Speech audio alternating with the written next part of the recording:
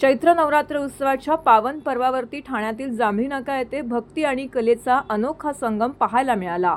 रामनवमीचे औचित्य साधून माजी खासदार राजन विचारे यांच्या मार्गदर्शनाखाली आयोजित करण्यात आलेल्या नवरात्र उत्सवात किरण वेले प्रस्तुत उधळू रंगस्वरांचे या कार्यक्रमाने ठाणेकरांची मनं जिंकली।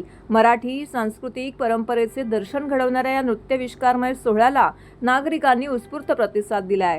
या सोहळ्याला देवीचा गोंधळ, जागरण, श्री छत्रपती शिवाजी महाराजांची शौर्यगाथा सांगणारी गीते, लावणी, कोळी गीते, शेतकरी गीते, जय मल्हार अशा विविध लोककलांचे सादरीकरण करण्यात आले।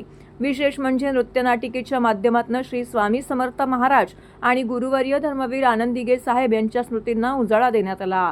उत्सवाच्या 8व्या दिवशी नवकुंडात्मक सहस्त्रचंडी महायाग राजन विचारे यांच्या हस्ते पूर्णाहुतीने संपन्न झाला। यावेळी शिवसेना नेते खासदार संजय राऊत यांनी या उत्सवाला भेट देऊन देवीची आरती केली।